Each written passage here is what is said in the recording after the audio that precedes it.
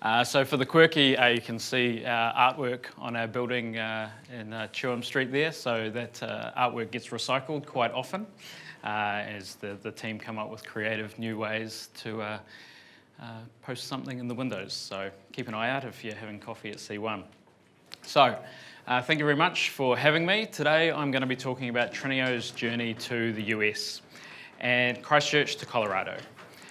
So a very quick background on me. I'm Dan Fowlie, and 8.5 years ago I co-founded a business called Trineo with my good friend Abhinav Kiswani.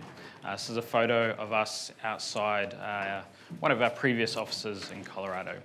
Now, I should say that I intended this talk to be a light-hearted, chronological kind of story of our journey, and it's certainly not intended to be a masterclass on how to set up a company in the US. So, my background is around CRM and in particular Salesforce. So that's the part of Trineo that's key to what we do that I look after. Now, we now have offices in Christchurch, Auckland, Sydney, and Colorado. And so I spend a lot of time on Air New Zealand planes. Last year, I think I did 109 flights, and this year I expect to do even more. Next year, less. That's my plan. So, most recently, I've had the great privilege to be a finalist in the Ernst & Young Entrepreneur of the Year competition. That's been a thoroughly enjoyable and rewarding process to go through. Going into it, I thought it was just for the biggest companies going around, but the fellow finalists that I got to meet and network with ranged from billion-dollar businesses, the guy who owns the Kim.com mansion now, down to small startups that were very low revenue and not profitable yet, and everything in between. So if anyone ever thinks about entering that competition, I thoroughly recommend it. And the last bit of quirky information about me is that I've been to space. Not really, but kind of. Last year I did a zero-gravity flight and experienced 6 minutes of weightlessness in what's known as the vomit comet. So, Trineo, what do? We build custom software for enterprise clients. And for lots of people, this means absolutely nothing. So let's try and break that down and explain it a little bit better. So I like to use this analogy of a construction firm. And think about an all-encompassing construction firm, one that does, they do the build, they do the electrical, the plumbing, the landscaping, the interior design, and the architecture. Everything in one package from start to finish. And this is a boutique construction firm I want you to think about. So let's say they only do maybe 5 builds per year, and each one of those builds is reasonably high end. It might cost between $1 and $4 million. And the types of the projects that they do, they could be retrofitting an old villa and bringing it back to some former glory, or putting a modern facade on the outside. Or it could be starting from scratch and getting the chance to build something new, modern, shiny. Or it could be something quirky and different that ends up on grand designs. So if you take that analogy of what I've just described, apply it to software and working with large multinational enterprises, then you have Trineo. So in a technical sense, how do we deliver this? So we've been cloud from day one. We started right at that time. So we utilize 3 key platforms to deliver outcomes for our clients: Salesforce, Heroku, and Amazon Web Services. Now, the really interesting thing about this is that Heroku, the one in the middle, is a company that is owned by Salesforce that abstracts Amazon. So fits nicely in the middle. And between this spectrum, we've got platform as a service at one end, infrastructure at the other end, and Heroku fits nicely in the middle there. So we've actually been working with US clients since very early on in our story. So we started the company in February 2010 as our birthday, if you call it. And right from year one, we started having interactions with US clients from our tiny office on High Street in Christchurch at that time. And some of those small gigs in those days came from things like freelancer.com or other freelance websites that existed at that time. We had a fairly niche skill sets. We were working with Salesforce. It's a huge company now, but it wasn't so big those days. Skills were hard to find. And so there were these projects posted on these websites, and I would bid for some of them and win some of them, and we would get these small engagements with unknown, small US companies spread all over the US, and they were minuscule in size compared to what we do today.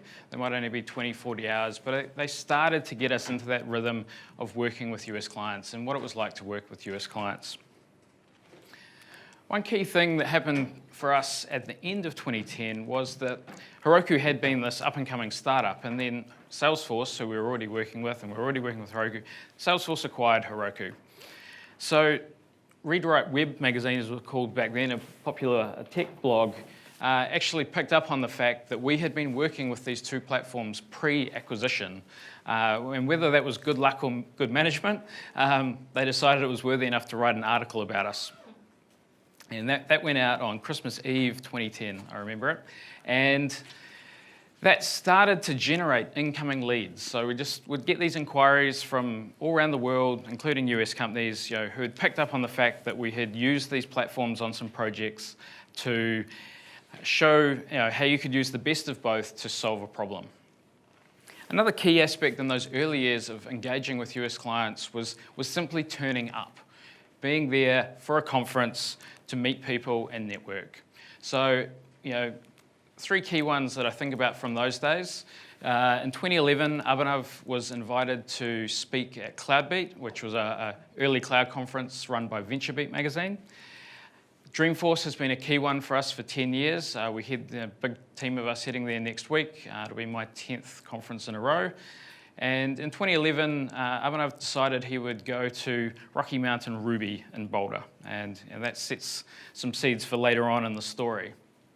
But that networking really helped us start to make connections and meet some interesting people that turned into further business development opportunities. And one of those meetings happened at Dreamforce in 2010 when I met an individual who ran a Microsoft consultancy in Seattle. And he was working with this customer of his. They were doing lots of BizTalk development. But this customer had some need for some Salesforce skills. And within his consultancy, he didn't have these skills, and he wanted to partner with someone who could help bring this to the table so that he could keep his client happy. And so we got talking, we hit it off there in person in San Francisco, some follow-up calls in the weeks after we got back. And about 3 months later, we're working with Expedia.com. So that was our first chance we had to really work with a US company of scale. And so this was a really core system for Expedia. This was working on their Salesforce CRM system where they managed all of the hotels that had listings, all of the different advertisers who advertised on Expedia.com was all being managed through a Salesforce system, which we now had the chance to work on. And starting to get exposed to the volumes of data that are going back and forth to other systems and the complexities of how that would work, how we would work remotely in a different time zone, just learning all these tricks of working with US customers. So we ended up doing 2 to 3 years of work with Expedia and learning a great deal through that process. And this got us thinking, what does Trineo in the USA start to look like? So we conceived of the Boulder experiment. So we decided that for 10 weeks from July to September in 2013, we would head to Boulder and try it out. And so it was myself, my business partner Abhinav, and his family. And so we turned up in town and we signed up for a local co-working space. So this is a place called Scrib. It's on the main street of Boulder in a basement. And this was our chance just to start interacting with locals, getting into their tech scene. They had weekly meetups and other networking events happening, and just start to meet the other freelancers that were working out of that co-working space and test drive this from the point of view of what's happening in the tech scene in Boulder. Another key aspect was, if ultimately it was going to be the Kaswani family moving to Boulder to start an operation, if we were to do that in the future, this had to be good for them from a family and lifestyle point of view. I think we established after week 1 that this was going to be a good fit for them, being a very outdoors family that they are. So that was a key tick in the box that happened in 2013. It was a very interesting time to be there. While we were there, Boulder suffered the worst floods that they had ever suffered. And so this is Boulder Creek, and normally this is a gentle creek that probably, the water level is normally about 3 metres below where that bridge is, and it turned into a raging river. And everyone, it was a local state of emergency, and everyone had to stay indoors for 48 hours while the water receded. So that was certainly an interesting time to be there. One of the highlights for me while I was there was I got free tickets to attend the Boxworks conference out in San Francisco, and Malcolm Gladwell was the keynote speaker at that conference. So for me, I got a lot out of just hearing him speak for an hour. Big fan of all his books and everything. Something else was on in San Francisco that very same week that the conference was on, and I got to see this happen. I landed at the airport on the Saturday, a couple of days before the conference, went straight down to the waterfront, and within 5 minutes, this happened out on San Francisco. So fortunately, the day after, I did get to see one Team New Zealand victory, which I think was probably the last one. So backing up the story a little bit, we had established a Sydney office back in 2012, and we had started working with Westfield in Australia as one of our sort of marquee Australian clients. And Westfield Australia and Westfield USA kind of operated somewhat independently in those days. But the US, they would collaborate, and the US team was watching the work that we were doing with the Australian team. And they got interested to kind of see if there was a fit and there was things they could borrow from and implement in their environment. And so during this 10-week period that we were in Boulder, just being in the same time zone, and Abhinav was able to take a couple of trips out to San Francisco during that time, that momentum of the regular face-to-face interaction ultimately landed us, by the end of that 10 weeks, we had landed Westfield USA as our first really big marquee US client. And we went on to do 3 years of work with Westfield USA. So why Boulder in Colorado? It's not the usual place that people think of when they think of opening an office in the USA. And in all honesty, there was a bit of serendipity in all of this. A couple of years before this, I'd never heard of Boulder. But this place had a special meaning for Abhinav, and a few things coincided to happen to lead to this. So several years earlier, Abhinav's older brother had done his PhD at Colorado University.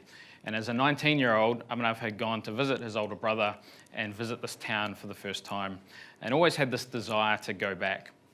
Eventually, the first time he did go back was that Rocky Mountain Ruby conference that I mentioned in 2011. Another thing happened that kind of led to this, which we all experienced, was a seismic event in 2011. And unfortunately, during that time, Abhinav's house here in Christchurch was very badly damaged. So as a family with 2 young kids, they were really looking at where do they want to live and bring kids up, and literally while the dust is still settling in Christchurch, understanding what other options are out there that could be good for them as a family and good for Trineo as a business. So Boulder is this stunningly beautiful town, as you can see from this imagery. You've got this downtown, literally walking distance to the foothills, and I always enjoy going back to visit there, and I'm going there next Tuesday and really looking forward to it. So, lifestyle is one thing, but this has to work from a business point of view as well. So, on the left here, you've got Google's brand new $130 million campus that they opened in Boulder earlier this year. I was there back in March and went for a walk around this campus. It's everything you would expect from a Google campus. And when this is fully utilized, I think it's going to have 1,800 Google engineers in it. And half of those are actually going to be transfers from other Google offices. So these are people who want to move to Boulder to get the best of working for Google and the best of the lifestyle that being in Colorado offers. And I think they won't have any problems finding staff ready to move to Boulder on that front. On the right-hand side, you've got the 4 partners of the Foundry Group, who's a highly respected VC firm based right in downtown Boulder. Extremely down-to-earth guys. You'll see them walking around the street. But this is a VC fund that's had equal success with some of the big Silicon Valley firms. One of their notable exits in the last few years has been at the time of Fitbit's $4 billion IPO, they owned 28% of the stock. So I think on that fund, they returned it several times over on that investment alone. But they have contributed greatly to the Boulder tech scene and to the thriving place that it is today. And on a per capita basis, I think statistics I've read say there's as much tech activity happening in Boulder as there is in Silicon Valley. Interesting enough as well that feeds into that is Boulder's a university town. It's kind of like Dunedin. It's 100,000 people, but 30,000 of those are students. So that helps feed the tech ecosystem as well. So at the end of that experiment that I talked about, I think we ticked it off that on a lifestyle front and a business front, it was a success. And in 2014, we really started to prepare for what does launching Trineo USA really look like. So we had to incorporate a company. Now, we chose to incorporate in Colorado. Lots of people incorporate in Delaware, but we have no intention to go public at this stage, and we just wanted to keep things simple from that point of view. The biggest and most challenging part is actually getting a visa to be there. And on this front, we ended up being quite lucky that Abhinav is Australian. And if it was me moving over there, or if Abhinav had been a Kiwi, I don't think we would have been able to pull this off in the way that we did. It was a bureaucratic process to go through, but relatively speaking, this is one of the easiest paths you can go through. Now, the background of this visa is actually quite interesting. It was a deal done between George Bush and John Howard back in about 2003 when George Bush wanted troops to go to Iraq and fight and asked the Australians if they would provide some, and they said yes, but on some conditions, and we want something in return. And one of the things they got in return was this E3 visa, which a lot of Australians don't even know exists, but it allows any Australian to go to the US for 2 years as long as they've got a job to go to. And in terms of the bureaucracy you can face in the US, this is reasonably minimal in a relative speaking as to what you have to go through to get this visa. So once we got through that, it was all go from a logistics point of view. The Kaswane family had to pack up their house here in Christchurch, prepare it for sale, and start to move to the US. The beginnings were very humble once Abhinav landed. Just met up with another tech startup downtown and rented a desk from them so that we're starting to mix it up with that ecosystem, but certainly very humble beginnings on that front. Part of the plan from before the time that we'd even landed in the US was to understand where's employee number 2 going to come from. So we have a philosophy in Trineo that no one flies solo. People get paired up on projects and client deliverables and this kind of thing so that they're not the single point of failure. And it was crucial for us that we had employee number 2 ready to go in the US. And again, taking advantage of that E3 visa, we had one of our employees, Jack, who went to university here in Christchurch, had moved home to Sydney, was able to get this E3 visa, and 6 months later, he moved to the USA to be employee number 2. So where are we now? So from 2015 onwards, it's kind of been one of those the rest is history kind of stories. In 2015, we hired employee number 3, and we started to mix it up with some large US clients and really establish the foothold in the US that we have today. And one of those clients was a 100-year-old advertising company called Clear Channel Outdoor. They manage about 1/3 of all the billboards in the US. And this actually came about when our key contact at Expedia several years earlier had moved across to Clear Channel, inherited a project that wasn't going so well, and wanted to bring in a trusted team to set that project right and get it over the line. So we started that working remotely from here in Christchurch in 2014. And once we had a presence in the US, again, spending that face time, and Abhinav flew out to Seattle to meet their CIO. They hit it off, and that's now grown into our largest client we've had to date, based in the US. Another one of our key clients that we've picked up, and this has come through channel partnerships with the vendors that we work with, has been a company that started off as Intrawest. They've recently rebranded as Altera Mountain Company. So they're the largest ski field operator in Colorado. And we've worked with them for 3 years now to help solve those problems that they had of legacy data getting literally stuck on mountains. So they would have separate IT systems on each mountain, and if I went to Winter Park and went skiing one weekend and hired size 10 boots, and then I went to Steamboat the following weekend, they would have no idea of my history of what I had rented the week before. So we've helped them build a platform to aggregate all that data and have a single profile across all of their mountains, which I think is now close to 20 mountains after a recent merger they went through.